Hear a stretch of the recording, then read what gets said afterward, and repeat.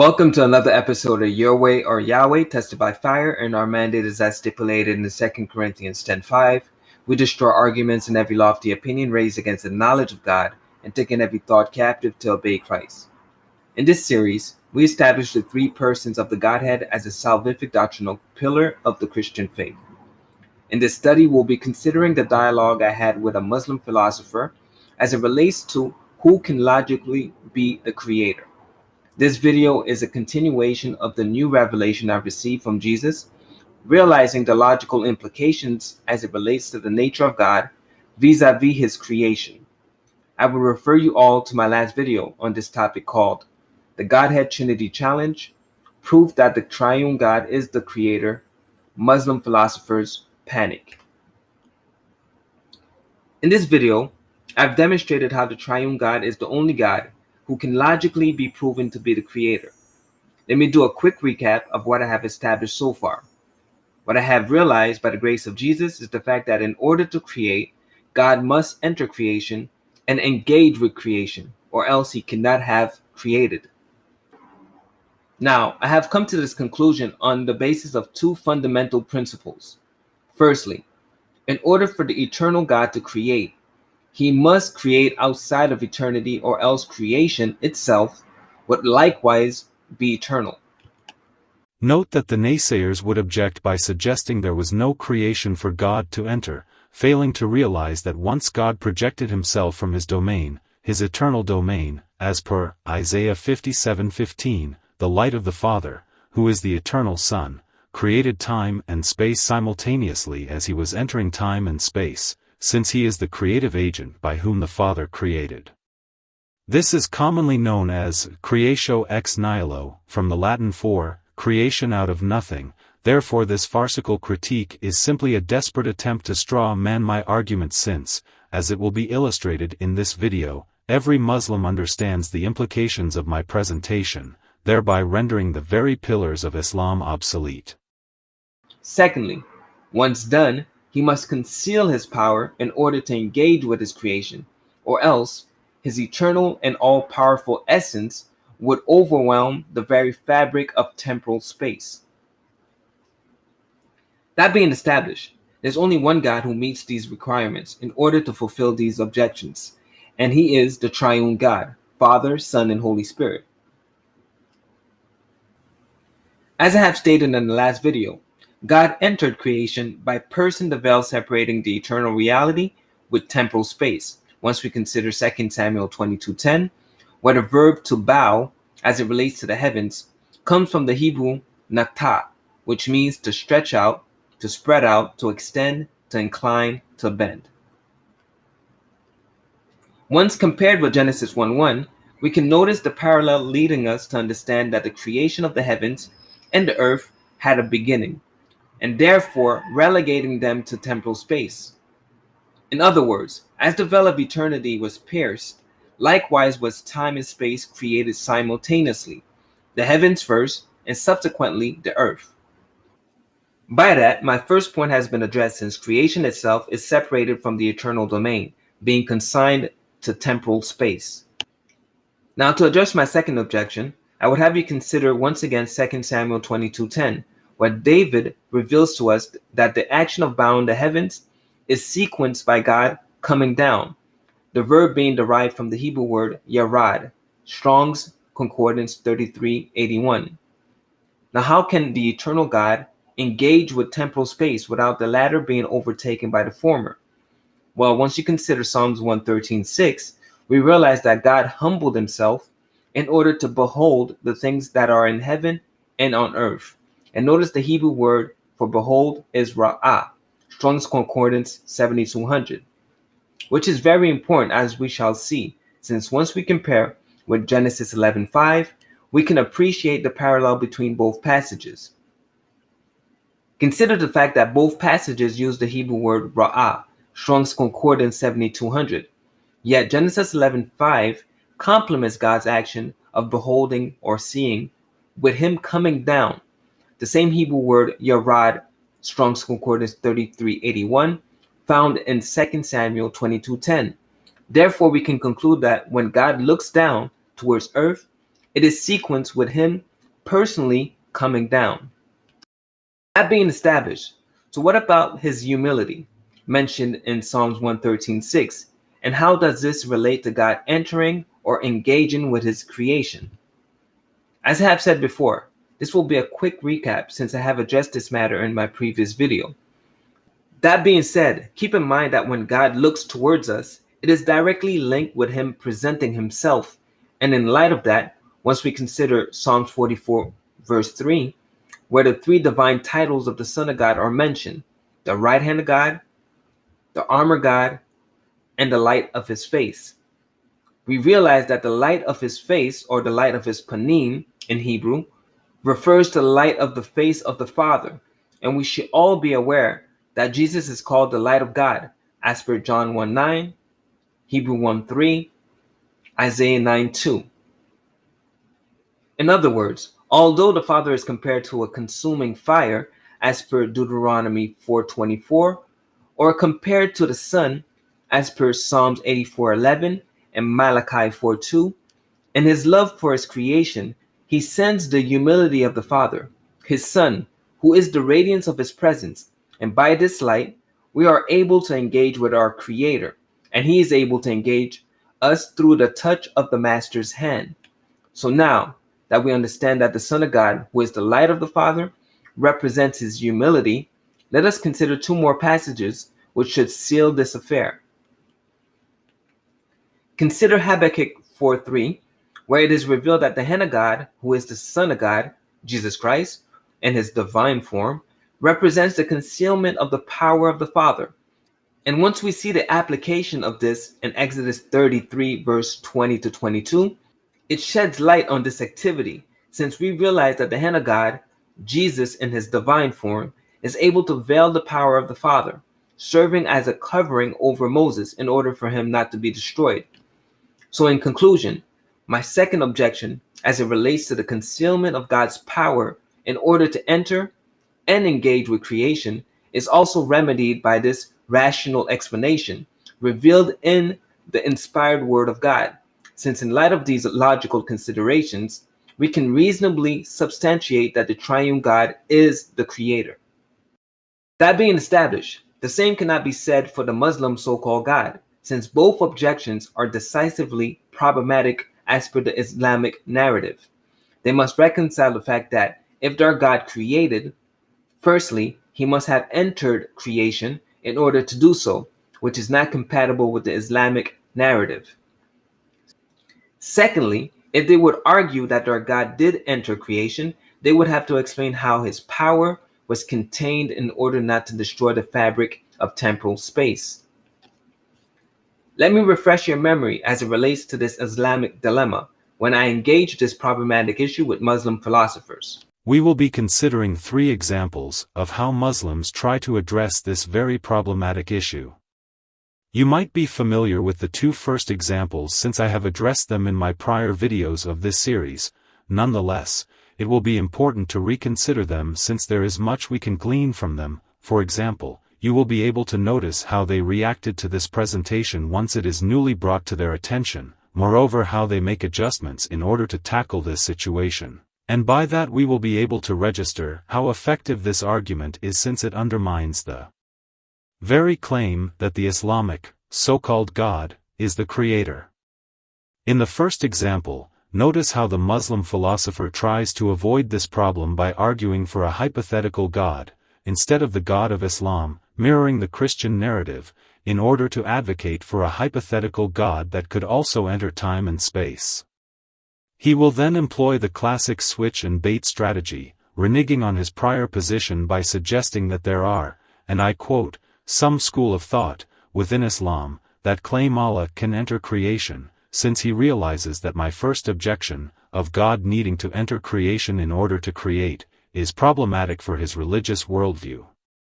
After allowing leeway to switch his position on his so-called God entering creation, I was able to lay the final trap which revolves around the notion of the eternal God's necessity to contain his power in order to engage with temporal space, and once he realizes the implications, he will, yet again, contradict himself. Let us consider. What's wrong with that? but you're basing this on something that doesn't exist. You don't have a religion that says that. That's not He's the not point. arguing that. That's not the He's point. not- The point Yeah, why are is you you're arguing right now. something that's hypothetical? You're trying to make a case for the necessity of the sun in order for something to happen. I'm saying Exactly. it isn't necessary. The same thing could happen with a unipersonal God. So your argument fails. It's like it doesn't have to be, if God will ever enter creation, it doesn't have to be in the form of a multi-personal God. A unipersonal God can do that just as well. So your Okay, argument so- completely falls apart. But here's the problem: does that God that hypothetically you just invented, does he contain his power to do it? What do you mean contain his power? I don't understand. Contain his power, because I said my God, actually the Son of God, humbles himself and contains that power, so that power doesn't overwhelm us. Does your While God, the God doesn't, or the your sun God imaginary, doesn't. your imaginary God? Yeah. So whatever the sun can do, this imaginary God can do. I mean, I don't see the problem with it. So Okay, your argument fails. So basically, this is it isn't going nowhere. This is necessary. going nowhere. And one second. So basically, on a unipersonal, purely monotheistic Islamic conception of God, assuming for the sake of assuming one second, assuming for the sake of argument, that the problem you're putting forward is actually a problem. It isn't a problem for a unipersonal God at all. It's a problem for you to say that it necessitates a second person. No problem. That's the imaginary God you just invented. No. There are interpretations. There are schools of thought within Islam that believe that Allah literally descends. There's a hadith. There are schools of thought within Islam that believe that Allah literally descends into the and contains his power and contains. I don't see that as a logical necessity. You'll have to make a case for that too. So you keep adding layers onto your theory. Eternal God could enter space. No, of course not. It would I be have to let you guys go. Next time. Yeah. Okay. You keep adding layers onto your theory. Eternal God could enter space. No. Of course not. It would be I have to let you guys go.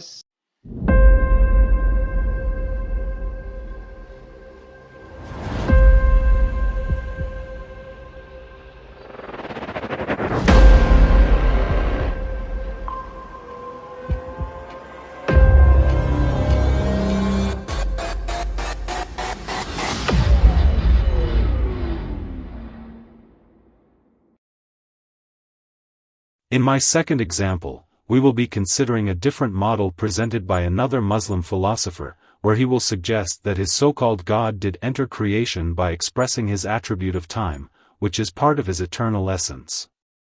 Notice once I have demonstrated the problematic logical entailments of such a model, in that time and space cannot be embodied in one's eternal nature, he will, like his other Muslim brothers, contradict himself by declaring the attribute of time to be, and I quote, non-existent, when it is not being expressed, and by that, I have sealed this affair. Let us consider. I'm asking a question about the Tawhid in relation to the Trinity. My God could be demonstrated logically to be the creator because he's able to enter creation. We'll do that because he creates by entering creation, by puncturing the veil between eternity and temporal space. He humbles himself once he enters temporal space so that he doesn't overwhelm creation. And he engages with creation. Now, your God claims to be omnipresent. So I would like to know, first of all, how did he create? Was it from eternity, inside of eternity, or outside of eternity? If it's outside of eternity, he came inside a time and space. And I would like you to explain to me I'm just going to finalize. I'd like you to explain to me the tangible effects of your God supposedly entering creation. How could the eternal somehow come in time and space without overwhelming time and space and destroying the very fabric of time and space? Sure. And after I do that, are you going to find the logical impossibilities of the claims that I'm making? What do you mean by that? So I'm going to present my argument, and I do have to get up and leave just for a second because my food's about to be here, and I'll be right back. No problem. I will engage with some other people in the meantime. So go ahead. Okay. So my God, in my belief, I'm a Muslim. So Allah There's a state of affairs to where Allah existed as a lonely object. He was the only thing that existed. And then he used his necessary attribute of time to make a change and step into time. And once he was in time, then he started to create. What you just said is one of the most insanely idiotic things I have ever heard.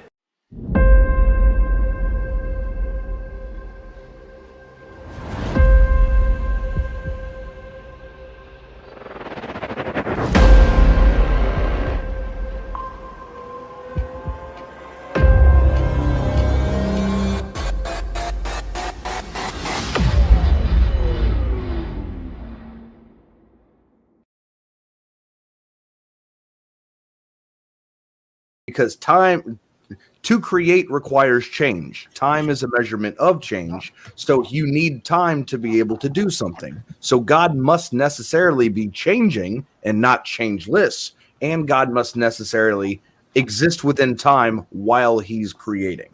So that would be my conception of how God creates within time. He doesn't need to humble himself, because if he humbles himself, he makes himself less than God, and you couldn't call him God anymore. So I'm going to address a couple of points, and then I'm going to go to the implications of what you're saying. First of all, you're saying that time is a part of the nature of God. Is that what you just said? It's a necessary attribute of God. Yes. Okay. So time, which is change, is within your God. That's what you're saying. Within his nature. Yes. Very attribute. Very. So how can he be logically? How can he be eternal and have an attribute of time which is changing? Well, his time, just like you can choose to be angry, or you can choose an emotion or one of your attributes, you can choose to do those, and it's not like always happening. You can be angry one minute and not angry the next. So he chooses when he uses his attribute of time. His attribute of time doesn't express itself continuously. I want to make At no point in your rambling, incoherent response were you even close to anything that could be considered a rational thought. I want to make it clear. We're not talking about emotions. We're talking about an attribute, an essential attribute. So I want to make it clear. Yeah, but our emotions are part of our attributes. No, if you wish to say that. So I want to make it clear. You're saying your eternal God, eternal, outside of time, has the attribute of time within him, and you're saying that's logical. Yeah. So let's just say it's not. Let's not go with emotions. Let's just say you have resilience. You had resilience with the last caller. Now you may not use resilience with me. You can use resilience at some points and then choose to stop using that attribute. So God isn't continuously using using his attribute of time. He exists changelessly in eternity past, and then enters time, which is his attribute. And then once time is there, he is able to change. And now he exists alongside of his creation, because to exist alone and then be in a state of affairs to where you exist alongside of your creation necessarily is a change. So anybody who states that their God is changeless could not possibly create. Everyone in this room is now dumber for having listened to it. My God is changeless. So he couldn't create then. Okay, here's my issue with what you just said. First of all, you're saying, let's not go to creation yet. Let's go to his essence, his eternal essence. His eternal essence consists of time within him. Like his essence, he's eternal, and at the same time, he has the essence of time. Yes. That's his composition. And for you, you don't see no problems with that. I'm asking you, what are the implications? Show me the logical entailment, not just claiming that it's problematic. Show me the problem. The problem is eternity cannot be eternal in time. If you multiply eternity by any unit, time is as a unit, right? Which is why I said that his... No, one second. Well, I just want to correct this, because you're going to be going down the wrong path by letting you know. Please clarify. So like I said before, the expression of his attribute of time isn't eternal along with him. Just the existence of his attribute is eternal along with him, not the expression of it. I'm not even want to. I didn't go to the expression yet, because the expression is what you're saying. Well, you're when saying he created, right? Yeah. Yeah. So I'm not going to creation yet. I'm going to what he is before what he was, what he is, and what he always will be, because eternity, timeless, spaces, unchanging, all that. So he has that attribute of time within his composition of his essence. It's an attribute of his that's not being used. Okay, it's no problem. You could say it the way you want to say it. I will accept that. So it's not being used, but it's still there in unison with his eternal essence. So my question to you is, when you multiply eternity by any unit, because time consists of units, does that not overwhelm? If it would be expressed and used, but like no, it's not even if it's not expressed. It's if it's in a little box, a little box being reserved within the eternal essence of. If it hasn't been expressed, it's equivalent to non-existent.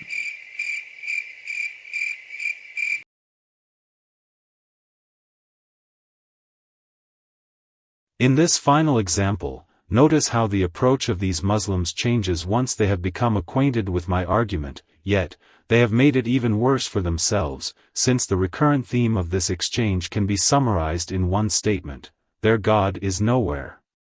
Yes, in order to avoid the reality of my argument, they will opt for maintaining the God of Islam is nowhere, and by that, we can conclude that Allah does not exist and therefore cannot be the creator.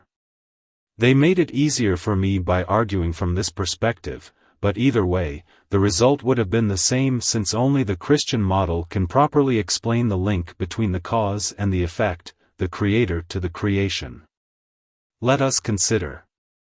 A little disclaimer: be aware that this video is not the full discussion.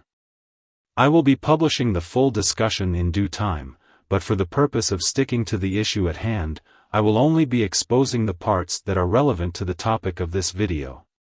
Mr. Delicious. Hold on, before I bring him on, let me take a drink here. Mr. Delicious, welcome, sir. How you guys doing? Good. I'm just wondering what's with the name, buddy. Did you come up with that yourself, or is that a nickname somebody gave you? That's Psalms 34. It says, taste the Lord and see that he is good. So I flipped it and I said delicious. Every time I serve the word of God, is something delicious for the people to taste.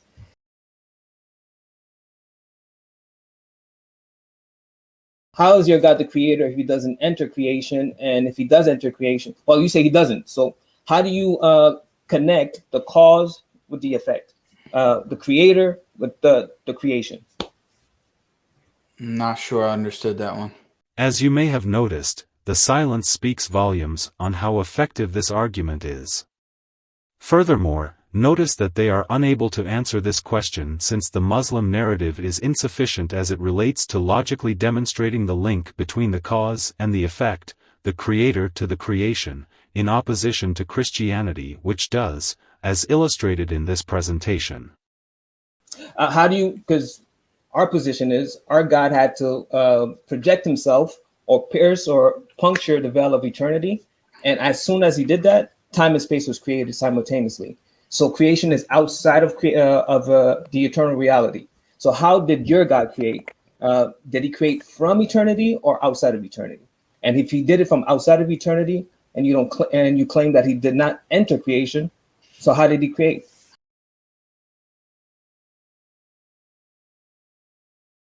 What do you mean by outside of eternity?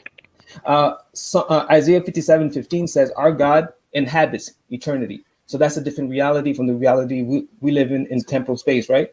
So hold on a sec. So are you saying that God needs to enter creation in order to create? No, I'm saying if he doesn't, then creation itself is eternal because it comes from eternity. No, I don't understand that at all. I don't see how that. So how did you get to that? Notice their confusion is due to their ignorance of the whereabouts of their so-called God, which will be the very issue they will try to avoid at all cost, since if he is nowhere, then he cannot be. Our God, maybe your God, I want to make it clear, our God inhabits eternity. So he has to come outside of eternity, project himself in order to create. Now, what does that mean? Yeah, I don't. We don't understand what that even means. You say he had like. So we agree. Allah subhanahu wa ta'ala has the attribute of being eternal. Yeah. So okay, God is eternal. So where is he right now? He doesn't have a beginning. He doesn't have an end. That's what we mean by he's eternal.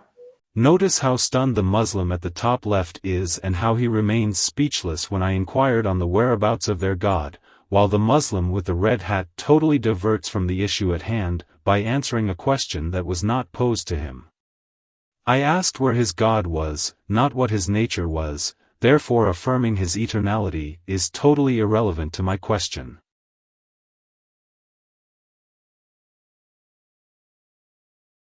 So okay, where is eternal. He? So where is he right now? He doesn't have a beginning. He doesn't have an end. That's what we mean by he's eternal. Okay, so but where is he? So the question is now, let's just stay on point. So you said. Notice once again, I asked the same question about the whereabouts of their God and he panics, then diverts, by stating, let us stick on point, when this is the very crux of the matter, since if their God is nowhere, then he does not exist, something they have shown themselves unwilling to consider. He has to leave eternity? What does that even mean? I didn't say that. I didn't say that. You did. Let me rephrase. No, let me rephrase my words. I said he inhabits eternity, and he projected himself outside of eternity. The light. Remember the Son of God, the light, the sun analogy? So he projects himself from eternity. He punctures the veil of eternity that separates eternity from temporal space, and he projects himself, and wherever the light is, he created. So simultaneously, as that light was projecting from eternity, time and space was created, and everything that's in it. So my question to you is, first of all, does your God inhabit eternity? That's the first question. Is eternity a space? Notice how, in order to try and remedy the obvious problem about the whereabouts of their so-called God, this Muslim philosopher fuses two different realities, the eternal with temporal space, which is nonsensical at its very core since the former presupposes an exclusion of the latter, and vice versa, not to be confused or mingled with one another. You would think this is simple to ascertain, but due to their logical dilemma, as it relates to their God supposedly being the creator, it would appear that this Muslim was genuinely confused, but as I continue to help guide them towards the truth of the matter, you will realize that their pride would not allow them to accept reality, illustrated by the fact that they will continue to make this silly conflation between both realities. In other words, they will start to play dumb, acting as if they are not understanding the implications in order to save face in front of their numerous supporters. This will be further validated once I point out the fact that the Quran asserts that their God has an emplacement, yet, they would not dare suggest that this location is a physical one, and by that, we can clearly realize their hypocrisy and desperation. Exactly, no, it's not a space. No, it's not a space. So then what do you mean by he's inhabiting eternity? Oh, so you're saying that because he inhabits eternity, it has to be spatial? No, we're asking you what you're saying. You're saying that, and then your question that comes after it seems to assume that, and that's why we're asking. No. Yeah. We've not made a claim yet. We've not made a claim yet. So you've made the claims. We're asking you what you're on about. I'm saying. There's no point saying you're saying this and blah blah blah to us. No, because you're presupposing. No, because you're presupposing because he inhabits eternity that it has to be spacious. No. Your question. No, we're asking you. Understand it that way. We're not presupposing it. We're asking you for clarification. So make it clear. He inhabits eternity. So if he inhabits eternity, it cannot be temporal space. It is clear to see that they are now acting dumb in order to circumvent the implications of my argument, as it relates to the whereabouts of their God, since I should not have to explain the fact that the eternal reality is outside of temporal space, yet it seems like I have to babysit them through this simple concept. Again, this is their attempt to bring confusion to the crowd in order to save face, but it will be to no avail. So it means something else, a different reality. Yeah, we agree. Notice how he says, we agree, yet later on, he will resort back to his acting skills when I emphasize the need to know about the whereabouts of their God, conflating, once again, the eternal reality with temporal space.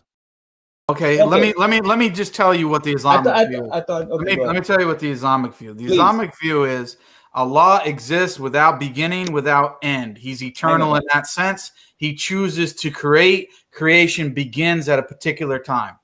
Simple. Okay, so quick question. Once again, notice the diversion, since I asked about his whereabouts, not about his nature. Where? Not what? And then it's going to lead me to, because I need to understand this. Are you saying your God is nowhere? Is he somewhere?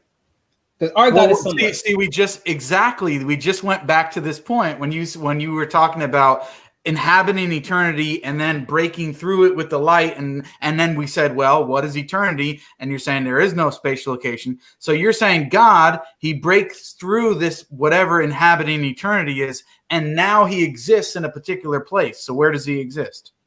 No, I didn't say he exists. I'm saying that you said that he occupies space. He has a place. Notice, once again, the silly rabbit is back to his old tricks, desperately attempting to strawman my position while resorting back to his acting skills, since he conceded this very point just a few seconds ago, agreeing that the eternal reality is distinct from temporal space.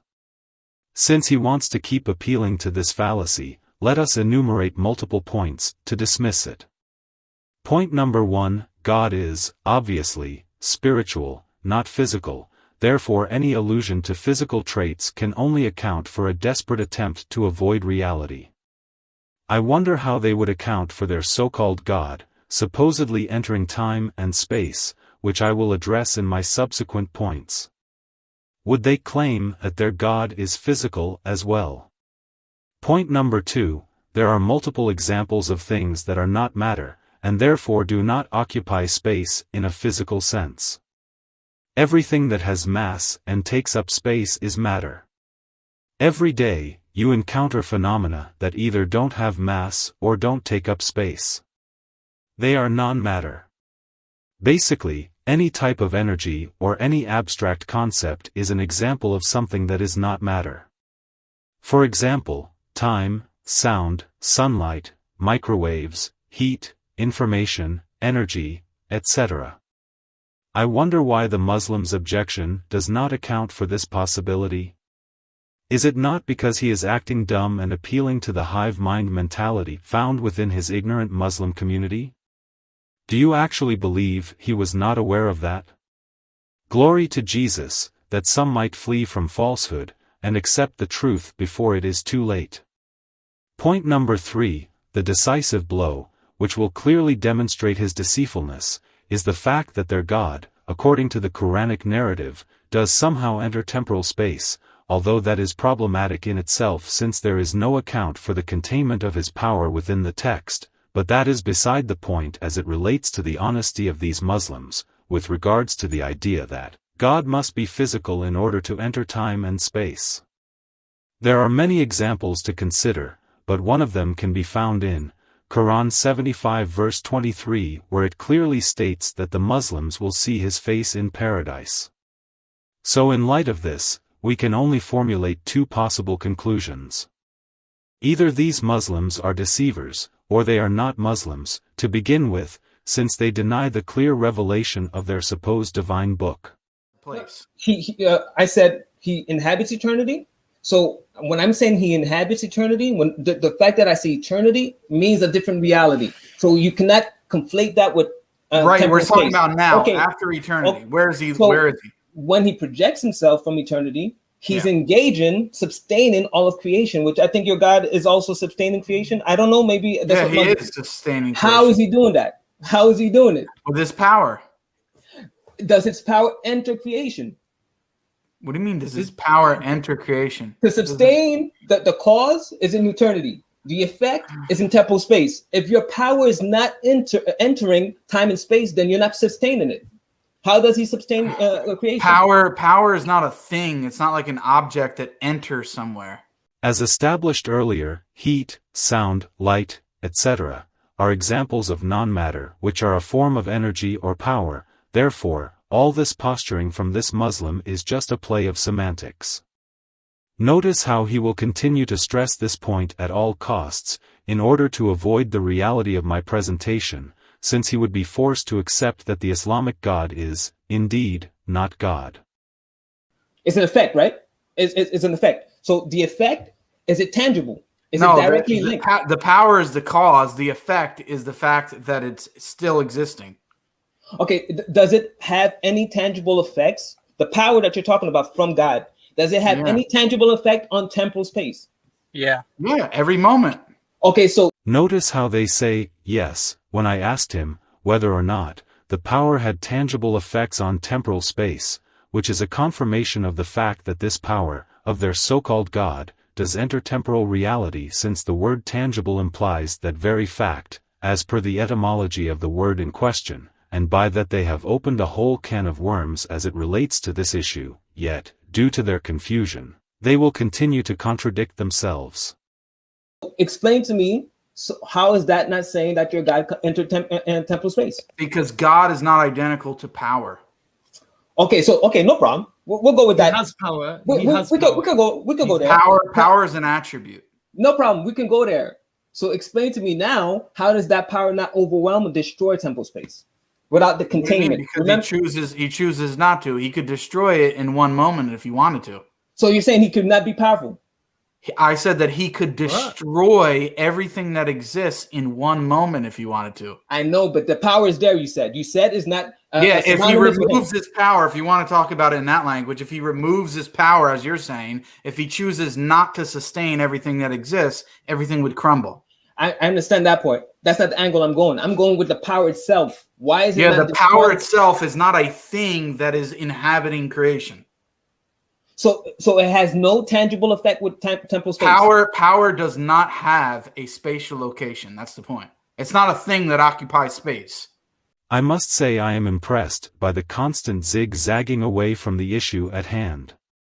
Consider how I started off by inquiring about how the tangible power, of their so-called God, could engage with temporal space without destroying it, since we can logically ascertain the fact that eternality could not be mingled with time and space, yet he diverts from this by responding to a point I had never made, claiming that their God could choose to destroy, which is totally non-responsive to the issue at hand. Secondly, he goes off on a tangent by claiming that the power of his God is not identical with his person, yet this attribute is still supposed to be part of his nature, hence his objection is inconsequential to the point I was addressing, as it relates to the containment of his power in order to tangibly engage temporal space. Finally, once he continues to see how deep the hole he dug himself into, he resorts back to his old mantra, suggesting their God's power is not an object, nor does it occupy space, which is straw-manning my position, since power does not need to be objectified in order for its effect to engage with space, and notice how he uses the verb to occupy, which infers a material thing while he knows power is non-matter. But again, I would expect that from a person who is dishonest. No. Here's the point I'm establishing here. You're saying that your God is powerful. His substance is power, right? Does that power projects itself into temporal space in order to sustain it? No, it doesn't. It doesn't occupy space. It doesn't occupy space. So you're not sustaining. Power is not a thing that occupies space. That's what you're assuming that it is. It's not. So how is it sustaining creation? I feel like we're spinning in circles. Terry, one second. Wait, Terry, 1 second. So you said your God. So your God, assuming from the problem you're putting forward, that your God basically his power needs to manifest in creation in order for him to create, right? But before he created, there wasn't space for his power to enter. So how was the space created in order for his power to enter space is what I want to know. Good question. And I see how Yusuf is smiling. Watch how his face changes when I respond. Because as soon as he punctured, the action is from eternity. As soon as the cause. You see? Go ahead. Sorry. Let him speak. Let him answer. Yeah, there is no puncturing. Listen, wait. No. According to our model, I'm doing exactly. You're not. No, you said according to our model, and then you're saying you're doing an internal critique. That's not an internal critique. He asked me a question. I asked him. Let him. I know, but he's not. Yeah, but he's not doing an internal critique. I'm doing a Christian model. I'm doing the Christian model. Okay, so just answer the question. Answer the question. Okay, so let me do it. Right.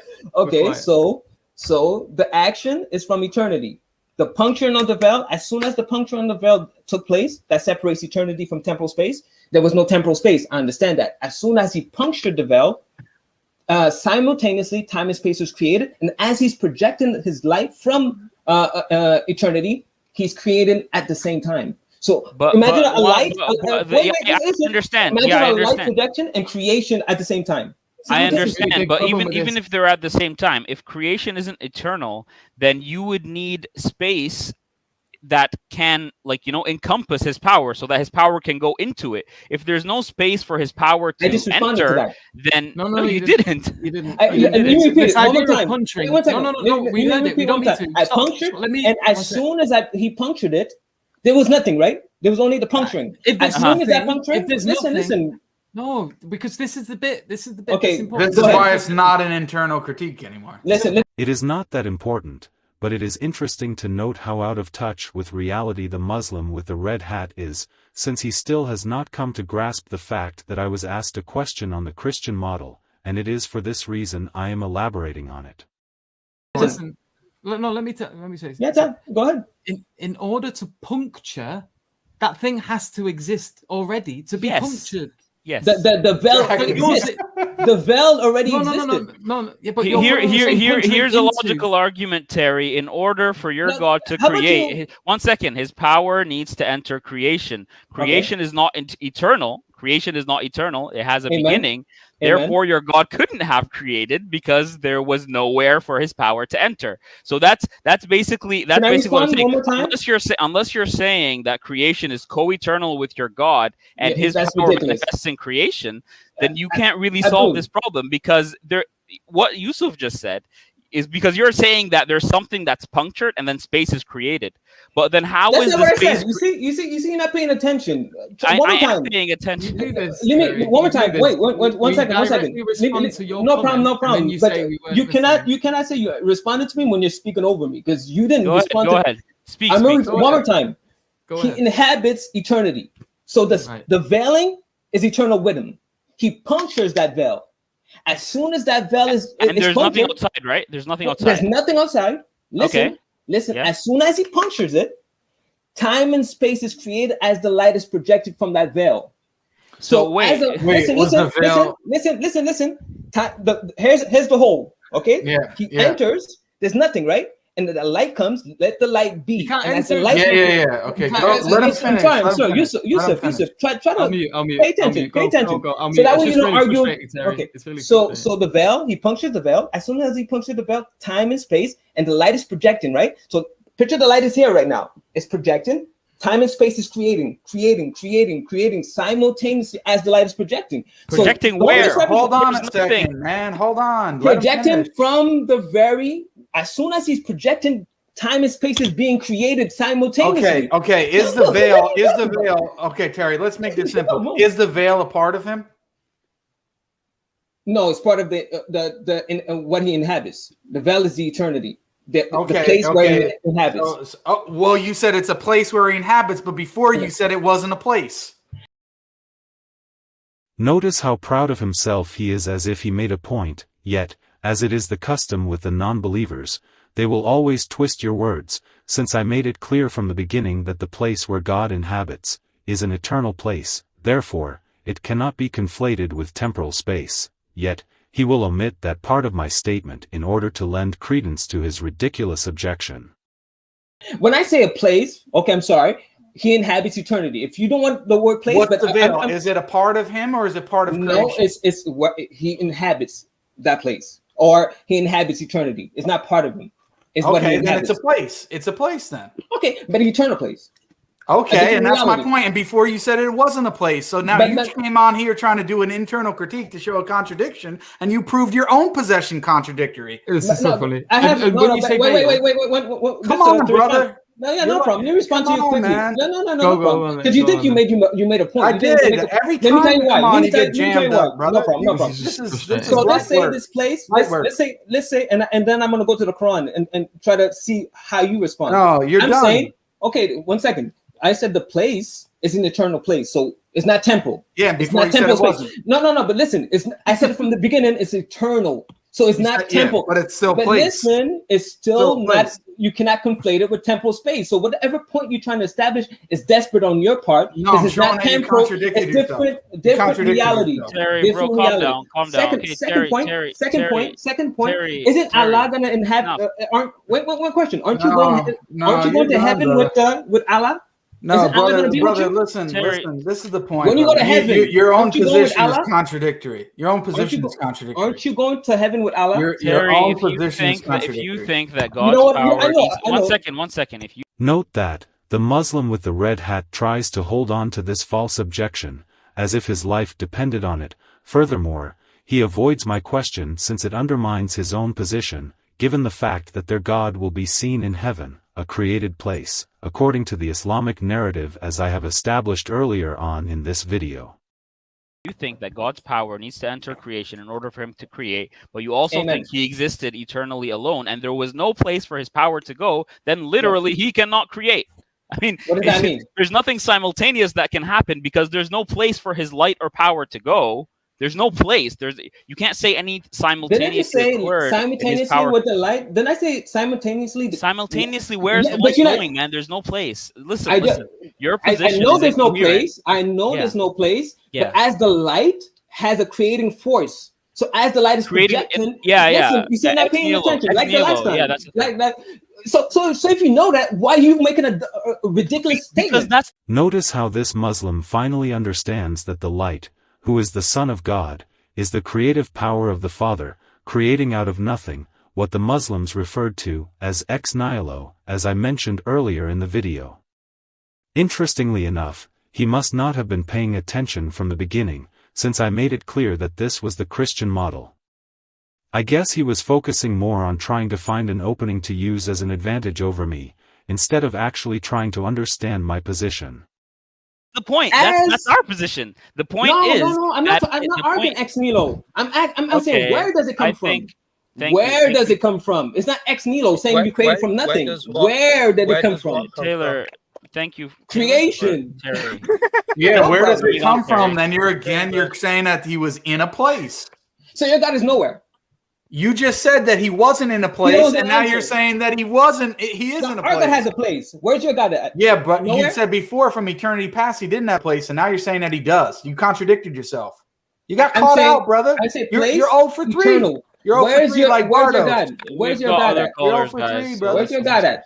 Nowhere. Listen, delicious. No problem. No delicious, problem. Your God is delicious. nowhere. Delicious. I'm telling you, I'm not tasting what you're serving, brother. Not tasting what you're serving. You misrepresented my argument, but your God is nowhere. No, I didn't. Your God is nowhere. Thank you, guys. Thanks for coming on, Taylor. Your God is nowhere. No problem. Delicious. Thanks for coming on, Taylor. Bye. Yeah, I'm not tasting what you're serving, buddy. In conclusion, it is evidently clear that the Christian model is the only one that can explain how creation came to be, by directly linking the cause to the effect, the creator to the creation. This is not the case for the Islamic so-called God, since the narrative in the Quran is insufficient in connecting the dots, and even contradictory on many points, for example, whether or not Allah entered creation, but either way it will lead to a logical contradiction, since if he did enter, the Quran would have to account for the containment of his power. Moreover, if he did not enter creation, then he cannot be the cause of all of creation. Furthermore, the fact that Muslims cannot give details on where their God is, by that, we can only surmise that their God does not exist, and consequently he could not have been the cause of all of creation. Claiming that he created out of nothing, ex nihilo, is irrelevant if you cannot produce the particulars, as it relates to his whereabouts. I give glory to Jesus for this decisive victory, as always, and I hope you understand the logical implications of my presentation, and how effective it has shown itself to be. In light of the theme of this discussion I had with the last group of Muslims, I figured I would humor us all by sharing a music video which will summarize the major point of my line of questioning, that being, where is your God located? I have fulfilled my mandate as it is stipulated in Proverbs 21:22, a wise man scales the city of the mighty and brings down the stronghold in which they trust. And now, how about I humor you a little by poking a little fun at their argument, claiming their God is nowhere, and please don't forget to share, since scripture also states, whoever brings blessing will be enriched, and one who waters will himself be watered. Amen.